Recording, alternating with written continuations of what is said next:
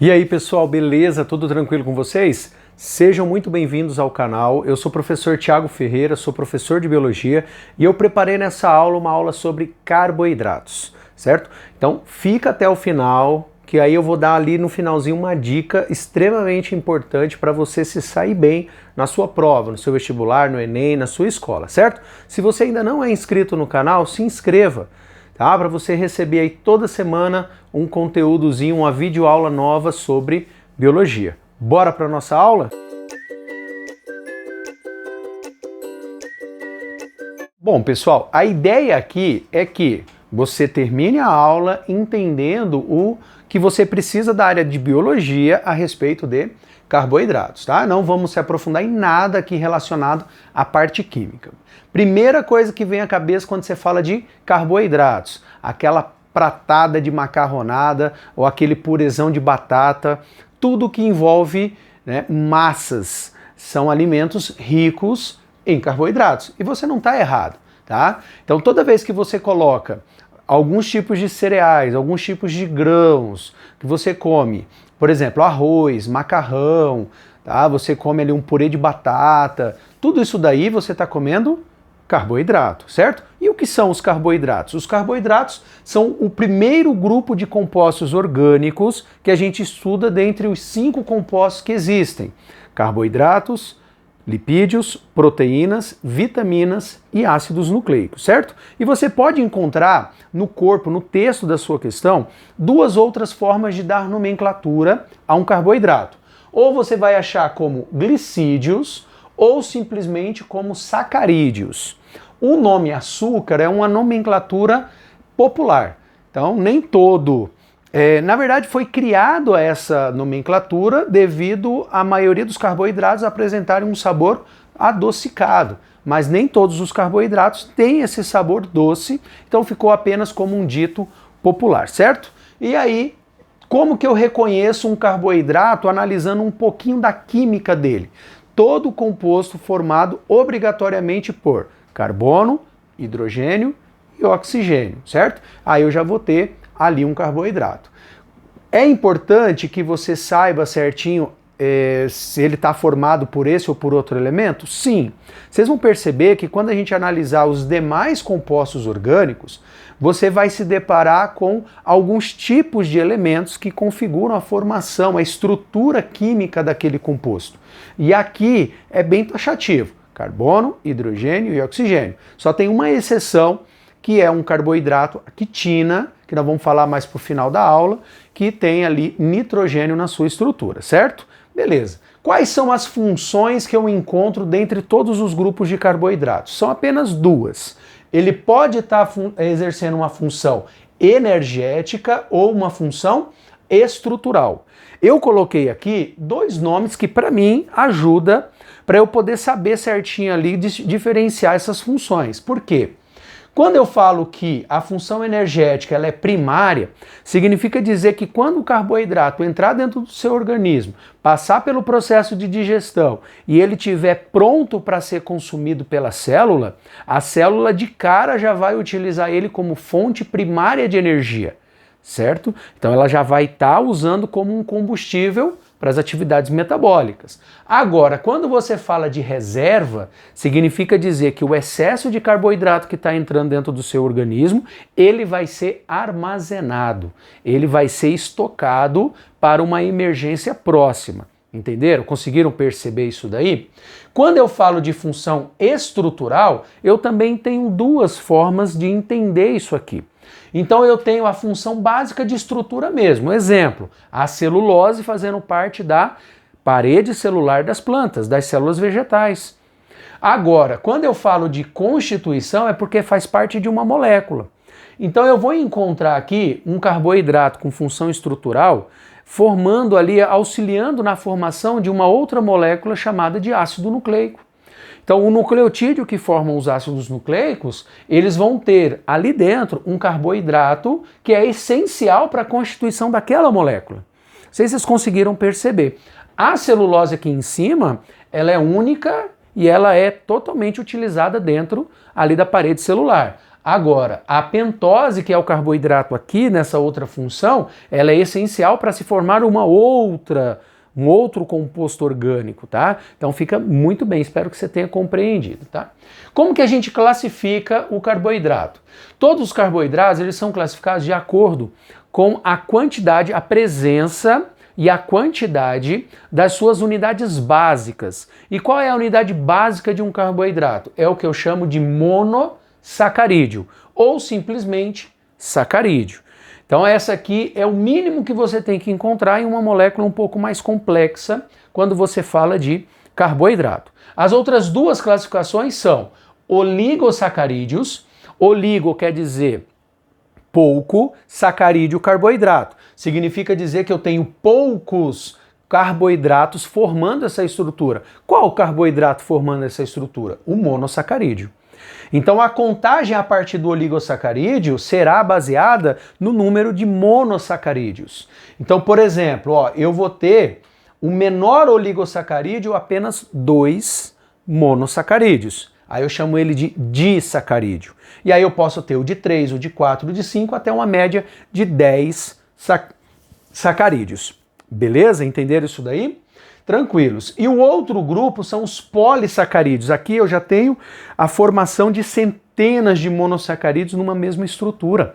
Então aqui são carboidratos bem mais complexos, formando cadeias bem longas, tá? E aí eles vão estar desempenhando funções bem específicas, tá? E aí eu tenho aqui, eu coloquei só para a gente ter um parâmetro, né?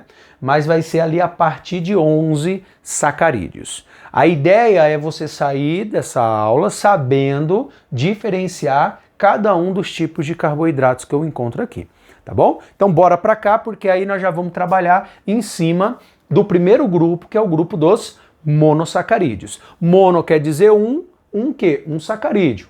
Eu posso também estar denominando, pessoal, monossacarídeo como sendo um monômero.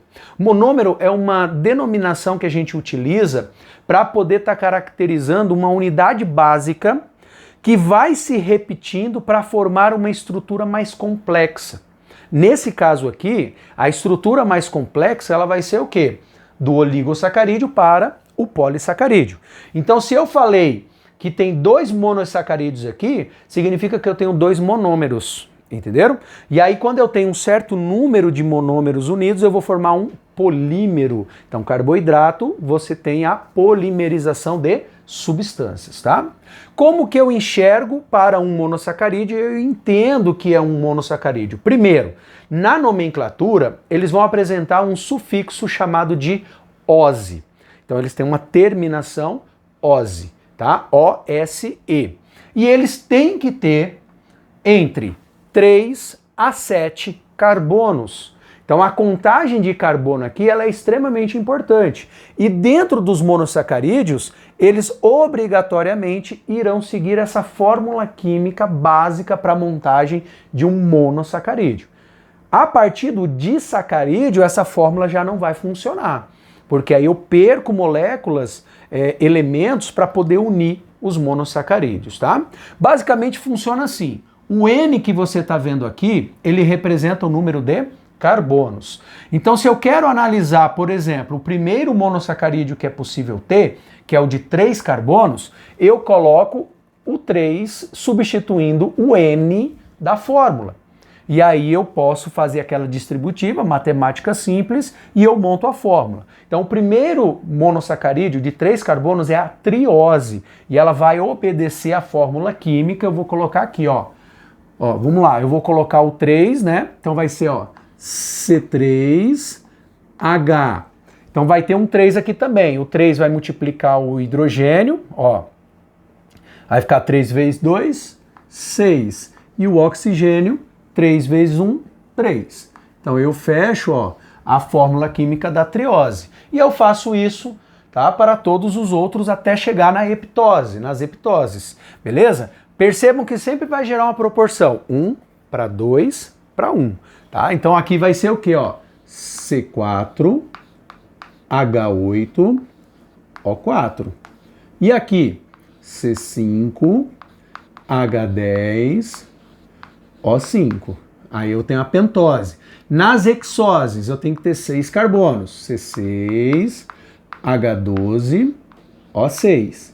E nas heptoses, eu tenho C7H14O7. Tá? Já adianto para vocês, é uma coisa que cai pouco.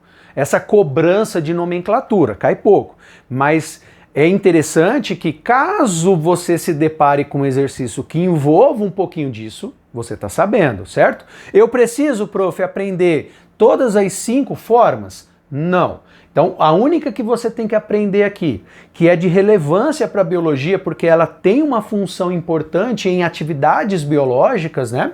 São as pentoses e as hexoses. Então, vou até colocar um asterisco aqui para você fazer na sua anotação, ó, tá?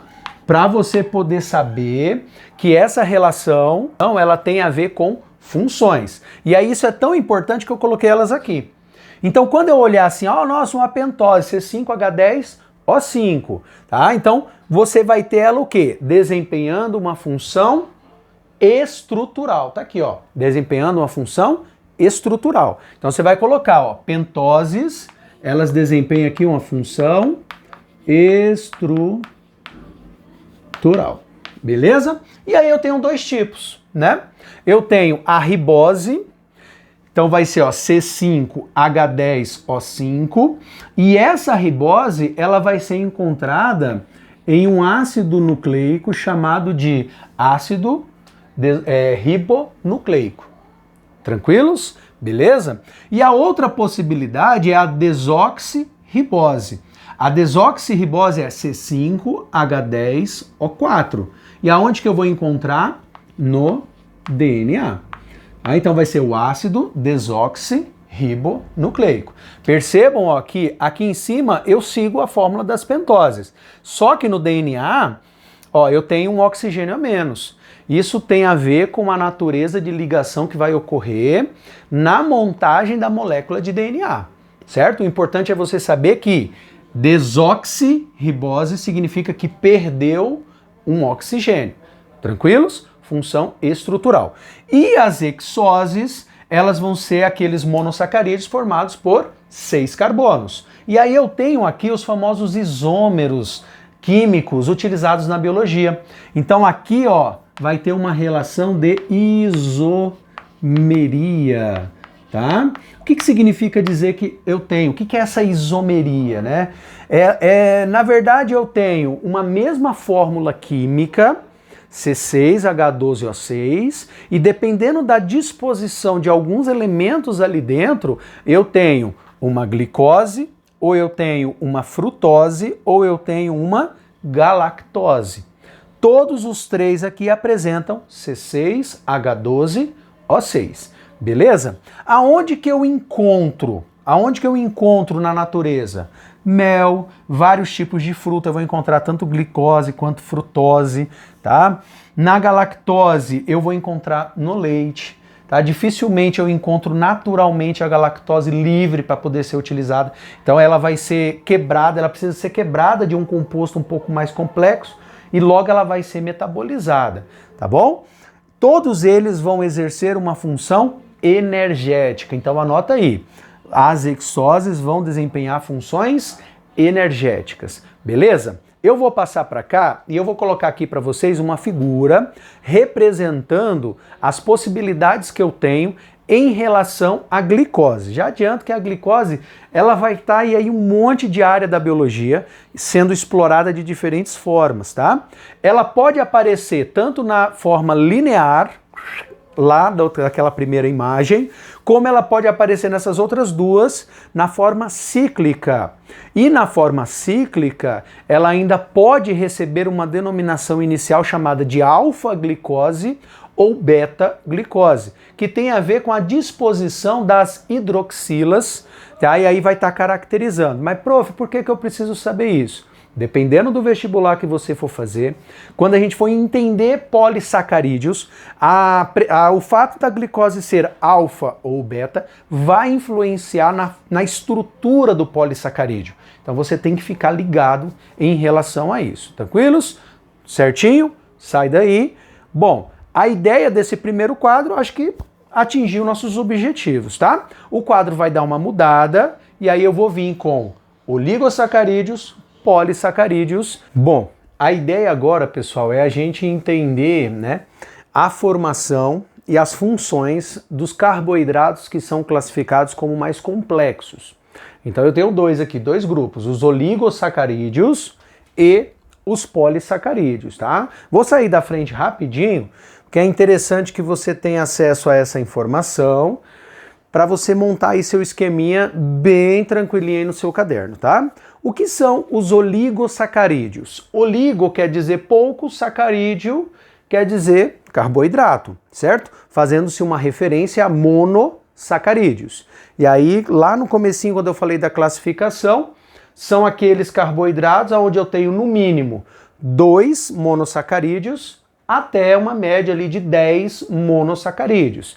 Dependendo da fonte que você estiver utilizando como aula, o professor, o livro e tudo mais, pode ser que o máximo, né, ainda vá até quase 20 monossacarídeos, tá? Não precisa se preocupar, porque na biologia, aqui, o mais importante é você se ligar naquele que tem apenas 2 sacarídeos. E a gente chama eles de disacarídeos. Tranquilos? O processo de formação deles se dá, né, o processo de união se dá por um tipo de ligação química chamada de ligação glicosídica. O processo de formação deles se dá por meio de uma ligação chamada de ligação glicosídica. Essa ligação glicosídica a gente também pode conhecer ou encontrar em alguns enunciados como síntese por desidratação. Como assim, prof? Síntese por desidratação? Para que eu possa unir os 2 monossacarídeos, eu preciso tirar uma água dessa união, no fruto dessa união, para que eu haja espaço para que ocorra a ligação química. Tá? Então o nome é chamada de ligação glicosídica ou síntese por desidratação. E aqui fica a informação para vocês do porquê que a partir dos oligosacarídeos os carboidratos não seguem mais aquela fórmula que a gente viu lá em monossacarídeo, aquela fórmula geral. Por quê? Como ele vai perder 2 moléculas de hidrogênio e uma de oxigênio, aquela proporção entre carbono, hidrogênio e oxigênio vai cair por terra, tá? Então aí você fica ligado nessa situação. Pode ser que caia uma pergunta, né, falando sobre o porquê do nome da reação síntese por desidratação ou o porquê que os disacarídeos acabam não obedecendo aquela fórmula química geral encontrada dentro dos monossacarídeos. Quais são os principais disacarídeos que nós encontramos ali nas perguntas envolvendo as funções biológicas? Eu tenho 3: a maltose, a sacarose e a lactose. A maltose, ela é formada pela união de 2 moléculas de glicose. Beleza? Então, quando eu pego 2 moléculas de glicose e eu uno elas duas, eu tenho uma molécula de maltose. A maltose vai ser o principal constituinte durante o processo de germinação das sementes. Então, é muito comum encontrar maltose em sementes. Então, vai ocorrer a quebra da maltose para a liberação de glicose, para que a semente tenha energia, né, para que possa ocorrer o processo de germinação, tá? Sacarose é formada por um monossacarídeo glicose com uma frutose. Extremamente importante para várias finalidades do nosso dia a dia. Tá? Então ela é obtida a partir, por exemplo, da cana-de-açúcar, é o principal exemplo que pode ter citado para vocês. Tá? Aí eu trabalho na formação do etanol, eu consigo trabalhar na formação do açúcar que você toma aí na sua casa, que você adoça seu café, o seu leite. Tá? Então, extremamente importante. E o terceiro, a lactose, que é formada por uma molécula de glicose mais uma molécula de galactose. Ela é produzida nas glândulas mamárias, né, de mamíferos. Então, ela é exclusiva de animais. Tá? Então, extremamente importante também para a nutrição do filhote durante o período de amamentação. Beleza? Bora aqui para polissacarídeos. Aí aqui eu tenho aqueles carboidratos bem mais complexos, formados ali por uma sequência, né, de várias centenas de moléculas menores de glicoses. Aqui vai prevalecer, né, a união das glicoses para poder formar essas substâncias. Eu destaquei aqui, ó, e eu já faço um comentário. São insípidos, ou seja, eles não apresentam aquele sabor, né, característico adocicado que eu vou encontrar tanto em monossacarídeos quanto em disacarídeos, e eles apresentam baixa solubilidade em água. Praticamente aqui, oligosacarídeo e nos monossacarídeos eu consigo ter um certo grau ali de solubilidade, são solúveis em água. Só que a permeabilidade aqui já é complexa. Então eu não tenho uma permeabilidade tão livre, então eu preciso separar em monossacarídeos para que eu consiga absorver. Aqui então nem se fala, tá?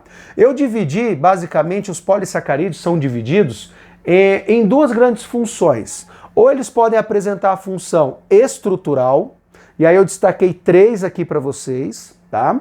Ou ele vai tá apresentando uma função de reserva de energia ou uma função energética. E eu separei os 2 principais, que é o amido e o glicogênio, tá? Então aqui a ideia é você montar o seu resuminho pelas funções, para você não confundir, tá? E vamos começar pela celulose. De cara, já vou falar para vocês que a celulose é aquele polissacarídeo abundante no reino vegetal. Ele é o principal constituinte da parede celular de células vegetais, a chamada membrana esquelética. Tá? Um detalhe que é muito questionado em questões de vestibulares é o fato de a grande maioria dos seres vivos não conseguir degradar a celulose para poder estar liberando as moléculas de glicose. Aí você pode falar, prof, mas e o pessoal, os ruminantes que se alimentam basicamente de capim, celulose? Esses indivíduos e outros indivíduos que também se alimentam desse tipo de material, eles vivem em simbiose com indivíduos micro-organismos que vivem dentro do trato gastrointestinal deles.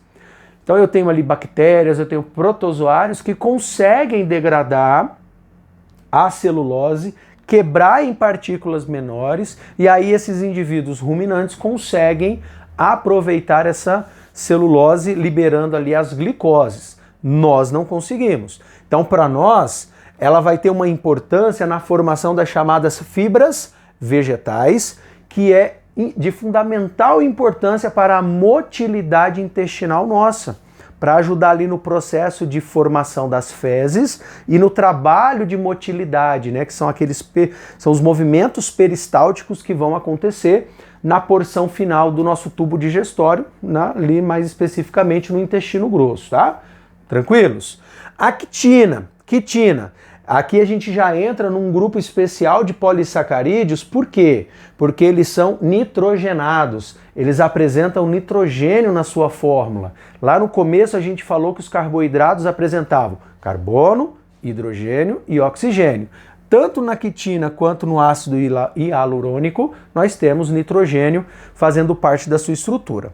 Quitina, principalmente aqui, ó, é muito importante, pessoas, aqui tem que ficar para a vida de vocês, nunca esqueçam isso. Principal constituinte do exoesqueleto de artrópodes. Acredita-se que é o segundo polissacarídeo mais abundante na natureza. Tá? Então, na formação do exoesqueleto de artrópodes. Mas onde eu acho também?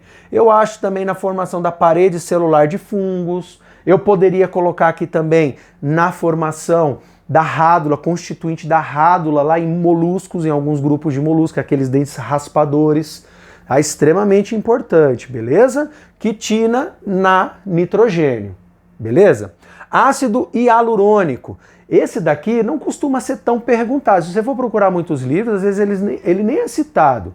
O que é o ácido hialurônico? O ácido hialurônico, ele vai ter 2 funções muito importantes. Normalmente eu acho ele em 2 locais dentro do nosso organismo, como constituinte do material intercelular do tecido epitelial. Então ele vai funcionar como um rejunte, ele vai proporcionar, facilitar a adesão entre as células que vai formar ali os epitélios, o tecido epitelial. Extremamente importante para a integridade, né, do tecido epitelial. E a segunda função, ó, componente da zona pelúcida, lá no ovócito secundário, no gameta feminino. Então você tem aquela célula gamética, onde você tem o limite à membrana plasmática. Logo após a membrana plasmática, você tem uma camada chamada de zona pelúcida. E essa camada, ela é constituída de ácido hialurônico e é ela que é degradada pela ação de enzimas que tem dentro do acrossomo para estar detonando ali para o espermatozoide conseguir romper essas barreiras, certo? E aí a zona pelúcida, após a zona pelúcida, eu tenho a corona radiata.